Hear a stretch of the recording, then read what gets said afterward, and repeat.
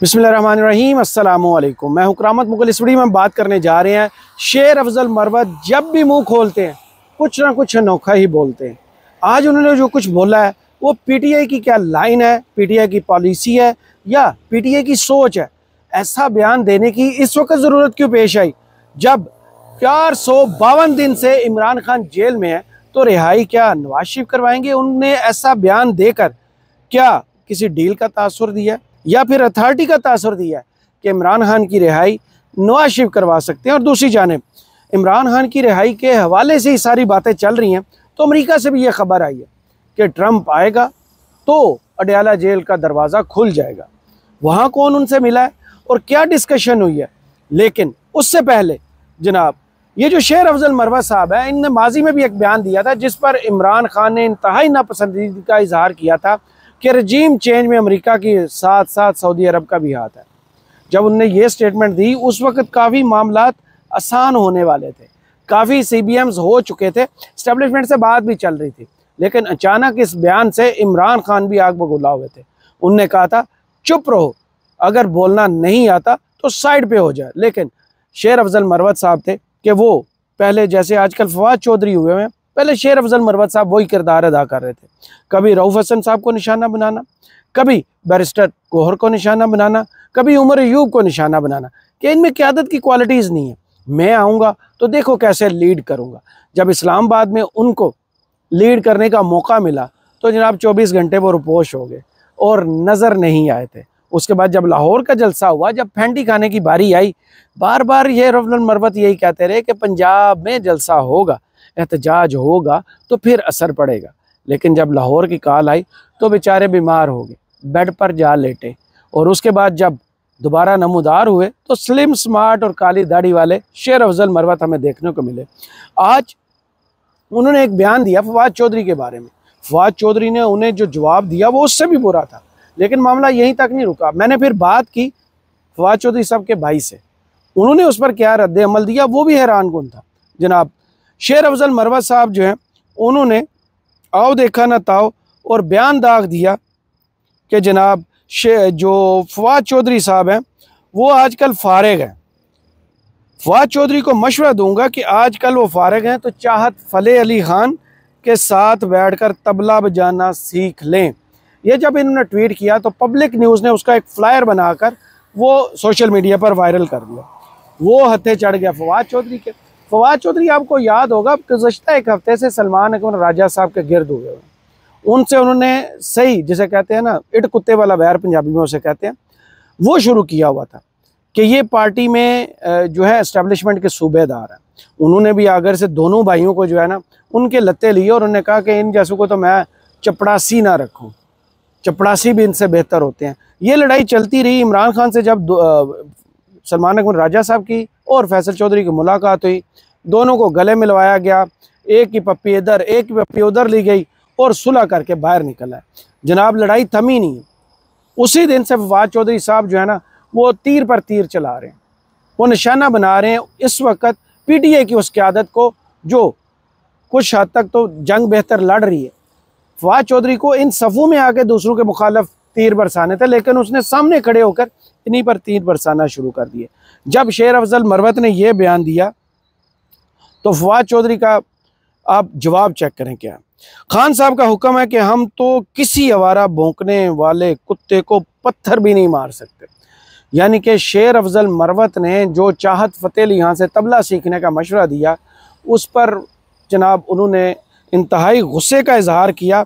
तो फिर शेर अफजल मरवत तो शेर अफजल मरवत वो भी चुप नहीं बैठे और उन्होंने उस मैसेज के जवाब में ट्विटर पर क्या किया।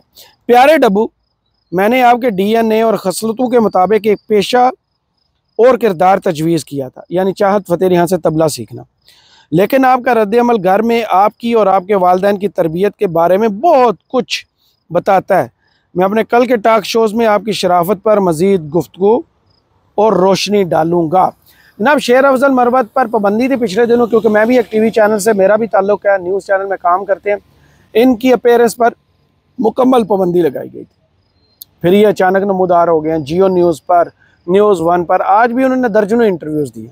जैसे एकदम से फैसल बावडा आते हैं ना, वैसे ही शेर अफजल मरवत भी आए और शेर अफजल मरवत आज समा न्यूज़ के जो शो में थे नदीम मलिक के साथ, वहाँ उन्होंने वो स्टेटमेंट दिया जिस पर इस वक्त पीटीआई के अंदर इंतहाई गुस्से का इजहार किया जा रहा है कि पागल हो गया, इसको नहीं समझ आई कि क्या कह रहा है। क्या नवाज शरीफ जो खुद इस मुल्क से भाग गया है, काजी के पीछे पीछे चला गया है, वो इमरान खान की रिहाई का हुक्म देगा? जिसके अपने हाथ में कुछ नहीं है, जो अपनी मर्जी से कुछ खा पी नहीं सकता, मूव नहीं कर सकता, वो इमरान खान की रिहाई का परवाना जारी करेगा? ये कैसे मुमकिन है जनाब? उन्होंने कहा गया। और फिर मैं आता हूँ कि अमेरिका से अच्छी खबर क्या है, और कौन है जो ट्रंप से मिला है और ट्रंप ने क्या खबर दी है, क्या वादा किया है, वो आते हैं। लेकिन पहले जनाब शेर अफजल मरवत साहब के मोती सुनिए। तारिक फजल चौधरी साहब की बात की, जेंटलमैन है, और उसने हमेशा मतलब ये है कि ये जो बात करते हैं तो इसमें मैं सताइश करूंगा कि अगर अच्छी बात कोई भी, लेकिन कोई हमें ऐसा नजर नहीं आ रहा है जब तक मियां नवाज शरीफ साहब नहीं चाहेंगे खान की रिहाई मुमकिन नहीं है। जब तक मियां नवाज शरीफ नहीं चाहेंगे इमरान खान की रिहाई मुमकिन नहीं है। इसकी लॉजिक का किसी को समझ आती है? क्या कोई ऐसा शख्स है जो ये सोचे कि नवाज शरीफ जो इस मुल्क से भाग गया है सलामती के लिए, अपनी जान की हिफाजत के लिए इस मुल्क से भाग गया है, वो इमरान खान को रिहा करवाएगा? उसके पास ऐसी कौन सी अथॉरिटी है?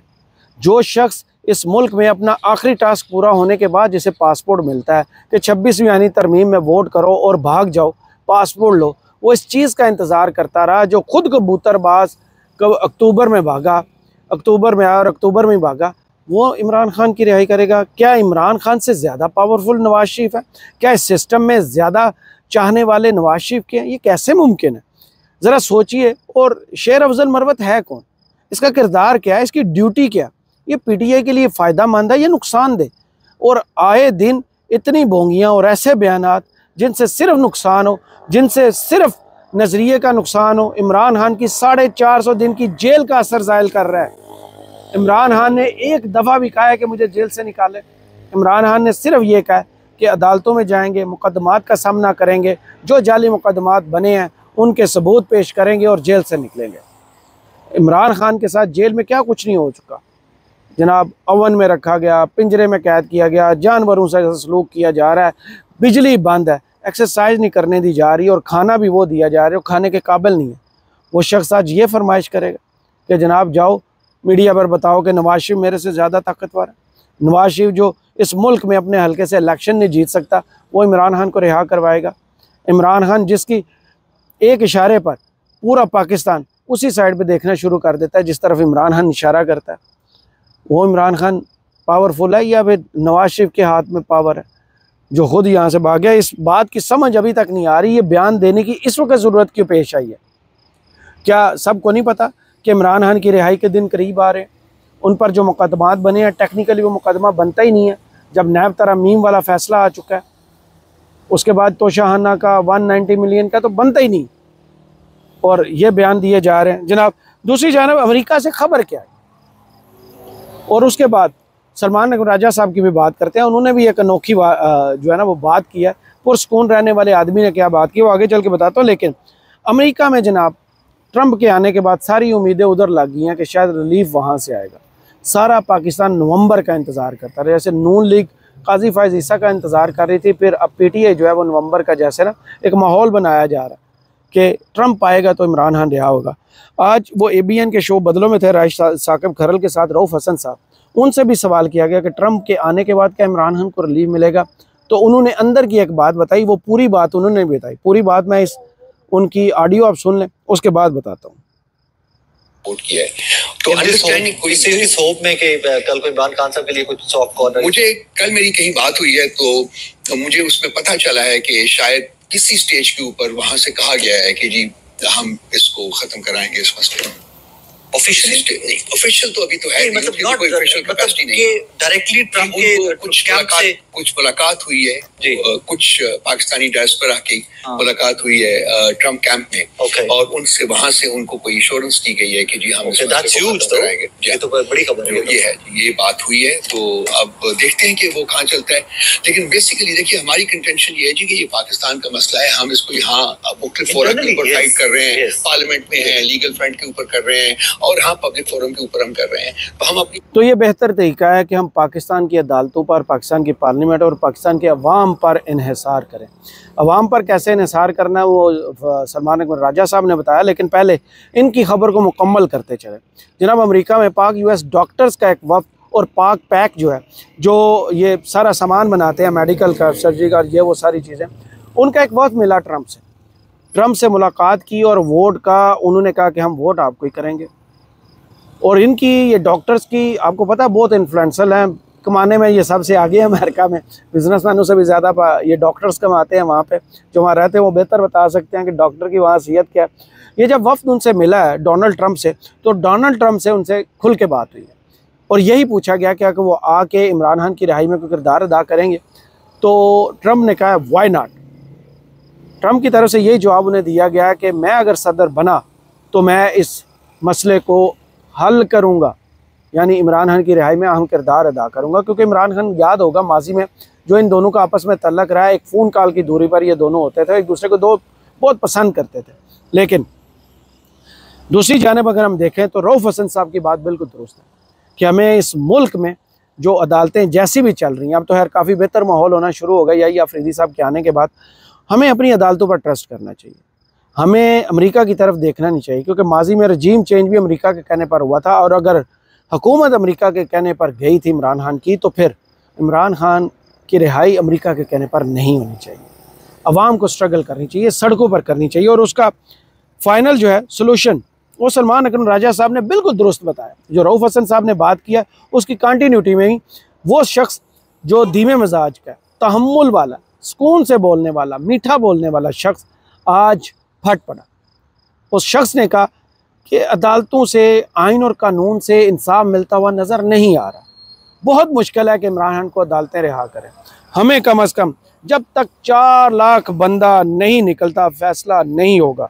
अगर 8,000 बंदा निकले तो 2,000 गिरफ्तार कर लेंगे, बाकियों को मार पीट कर तितर बितर कर देंगे, बिल आखिर फैसला सड़कों पर होगा। यानी कि सलमान अकबर राजा जो हमेशा से ही लोगों को सबक सिखाते रहे हैं, पढ़ाते रहे हैं कि आइन और कानून को फॉलो करो, यहाँ से वो दरवाज़ा खुलेगा जिस पर रिहाई का परवाना लटका हुआ है।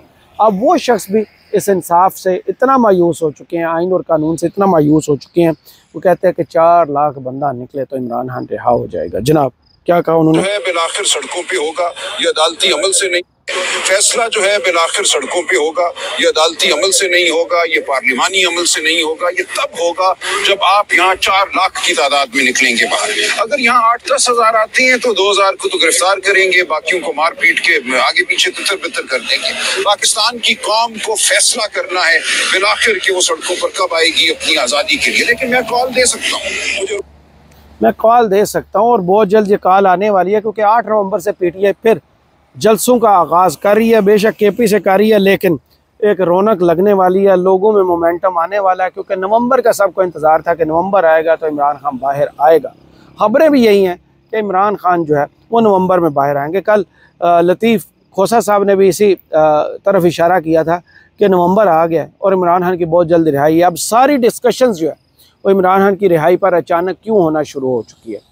इमरान खान की रिहाई से पहले माहौल ऐसा बन चुका है कि इमरान खान के पहले तो बयान चल ही जाता था, सहाफ़ियों से गुफ्तगू अडयाला में होती थी, वो भी चल जाती थी, लेकिन अब उस पर भी पाबंदी लगा दी गई है कि फ़िलहाल माहौल ऐसा शो किया जाए कि जैसे इमरान खान अभी भी सिस्टम से आउट हैं, लोगों से कट ऑफ हैं, क़यादत का उनसे लेना देना कोई नहीं, यानी बिल्कुल कट ऑफ करके फील कर रहे हैं।